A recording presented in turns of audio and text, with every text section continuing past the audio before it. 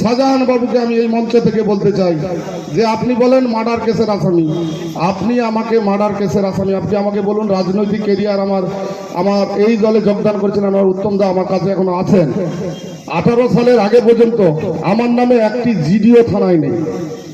রাজনৈতিকভাবে এসে প্রতিহিংসা নিয়ে আমার পরিবারের এমন কোনো সদস্য নেই। আমার 5 ভাই, বাবা, মা, আমার স্ত্রী সবাই জেল খেটেছি। এর প্রতিদান আমরা শুধু আমার পরিবার না, আমার বাচ্চায় বহু পরিবার লাঞ্ছিত বঞ্চিত কর্মীরা ঘর ছাড়া, তার প্রতিদান যতদিন না আমরা ফেরত পাচ্ছি।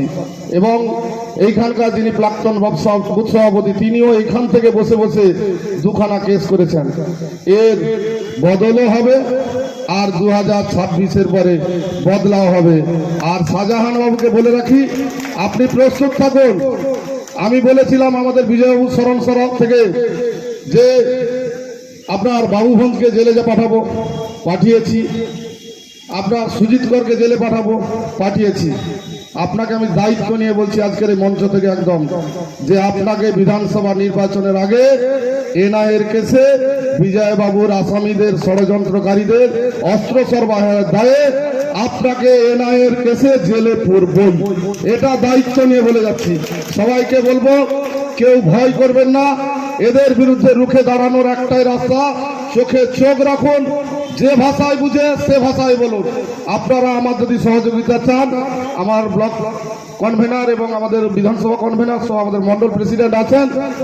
যে বক্তব্য বা যে জায়গা এখানে বলা যায় না মাইকে, যেভাবে কিভাবে রুখে দাঁড়ানোর পরিবেশ তৈরি করতে হয় আমাকে বলে, যদি আমি নিশ্চয়ই আপনাদের সঙ্গে এসে বুথে বুথে ইন্ডোরে বসে তার পরিকল্পনা করব যে 2026 আমাদের পাখির চোখ, আমাদের বর্তমান বিধায়ক যিনি, আমাদের 26-এর প্রার্থীও তিনি।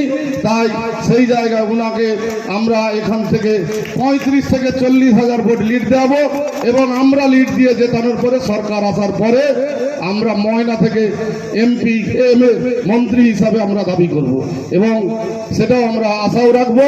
এবং আমাদের লড়াই যত বেশি লিড থাকবে আমাদের দাবিও তত বেশি থাকবে। তাই ময়না থেকে এমপি আমরা যদি চাই তাহলে আমাদেরকে সবচেয়ে বেশি ভোটে লিখতে হবে।